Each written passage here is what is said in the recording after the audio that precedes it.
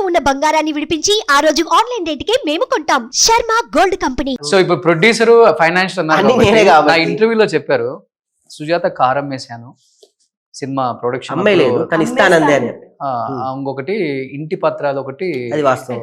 Documents bank లో పెట్టేశారు, ఉంది ఒకే ఇల్లు అది కూడా పెట్టేశాడు. అంటే ఇప్పుడు నువ్వు కూడా కొద్ది గొప్ప తను పెళ్లి చేసుకుంది, ఇప్పుడిప్పుడే వెల్ ఎస్టాబ్లిష్డ్, సంపాదించాడు, ఇల్లు ఉంది, కారు ఉంది, కొంచెం బ్యాంక్ బ్యాలెన్స్ ఉంది, ఇబ్బంది లేదు, చేసుకుంటే అనుకునే చేసుకొని ఉంటాం.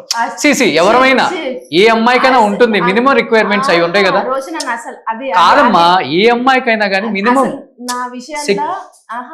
అలాంటిది ఇప్పుడు ఈ సినిమా కోసం మొత్తం పెట్టేశాడు కదా. ఆ వర్డే మీరు అసలు వెనక్కి తీసుకోరు. ఎందుకంటే సంపాదించుకొని హ్యాపీగా ఓకే ఈయన సెటిల్ అయ్యాడు కాబట్టి నేను లగ్నం చేసుకుంటే ఈయనకున్న అన్నిటితో నేను ప్రశాంతంగా బతకొచ్చు అని అనుకునే ఆడపిల్ల నేను అసలే కాదు. ఎందుకంటే నేను పెరిగి నేను సంపాదించుకున్న తర్వాత మా అమ్మ నాయనకి ఇంటికాడ ఇల్లు కట్టించిన నేను నా చేతులతో నేను సంపాదించుకోవడం స్టార్ట్ చేసిన తర్వాత నేను ఇది దాచిపెట్టుకోవచ్చు, నేను కారు కొనుక్కోవచ్చు అని నా శక్తితోనే నేను కారు కొనుక్కున్నాను. నాకు తన ధైర్యం ఏంటంటే మరి జీరో నుంచి వచ్చింది, నేను జీరో ఆమెకు పెద్ద మెయింటెనెన్స్ కూడా అవసరం లేదు ఆమెకి. నేనే మెయింటెనెన్స్ జీరో అంటే మీకు తెలుసు స్వామి. ఆమె నాకన్నా మైనస్ లో, ఆమెకు అసలు మెయింటెనెన్స్ ఒక ఆడపిల్లకి మినిమం లగ్జరీ ఒక కారు, షాపింగ్ అంటారు, తిరగాలంటారు, అటు అంటారు ఇటు అంటారు. నాకు 4 గోడల మధ్యలో ఉంటే చాలు, ఏం షాపింగ్ వద్దు, ఏది వద్దు. నాకు షాపింగ్ అంటేనే చిరాకు. బంగారం అంటే పెద్దగా ఇప్పుడు బిడ్డ పుట్టిన తర్వాత బంగారం అనేది ఏదైనా కొనాలి అనే థాట్ వచ్చింది తప్ప బంగారం అదే మరి ఫ్యామిలీ స్టార్ట్ అయిన తర్వాత ఎన్నో వస్తూనే ఉంటాయి, బ్యాంక్ బ్యాలెన్స్ అవన్నీ కూడా నేను పెద్దగా ఆలోచించుకొని, అంటే బిడ్డ పుట్టిన తర్వాత ఆలోచన వస్తుందేమో కానీ లగ్గం చేసుకునేటప్పుడు ఆలోచనతో లగ్గం చేసుకోలేదు.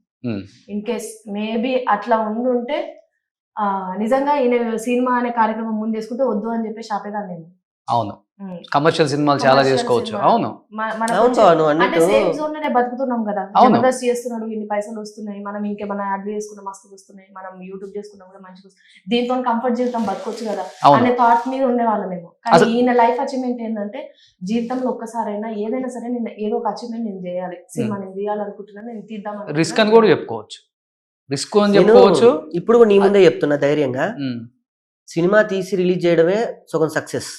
ఇప్పుడు డిస్ట్రిబ్యూటర్ త్రూ వెళ్ళిపోయి అది నాకు సినిమా వేసి డిస్ట్రిబ్యూటర్స్కి ఒప్పించి ఒక దీప ఆర్ట్స్ వాళ్ళు నా సినిమా ట్రైలర్ చూసే మిగతా వాళ్ళైతే ఈ రోజుల్లో సినిమా వేసి డిస్ట్రిబ్యూటర్లకు భోజనాలు పెట్టి వాళ్ళకి కావాల్సిన హోటల్స్ వేసి మిగతా కార్యక్రమాలు అన్నీ చేయాలి. నీకు తెలుసు సినిమా ప్రోటోకాల్ అంటారు. అవును అవును, డిస్ట్రిబ్యూటర్స్కి ఏమేం చేయాలో చేయాలి.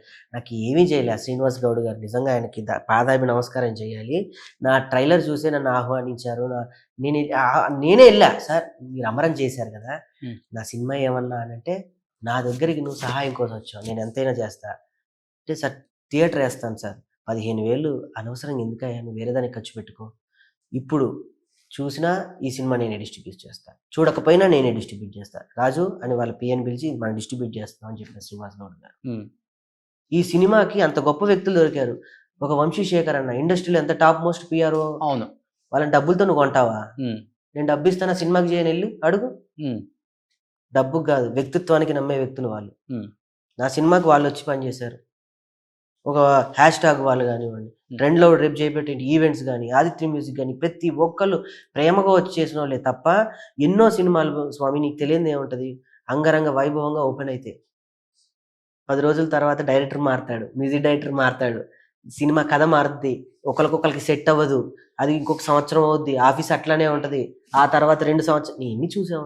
కానీ ఈ సినిమా నేను అనుకున్నప్పటి నుంచి నీ ముందు వచ్చేంత వరకు ఎక్కడా ఆగలేదు. సో బలగం తర్వాత ఈ సినిమా గురించి ఎక్కువ తెలంగాణ మాట్లాడుకుంటారు అనుకుంటా. నేను నీకు గర్వంగా చెప్తున్నాను స్వామి, దీనికి నేను అవార్డు తీసుకొస్తున్నా. ఈ సినిమాకి నేను మినిమం 3 అవార్డులు నేను తీసుకొస్తా.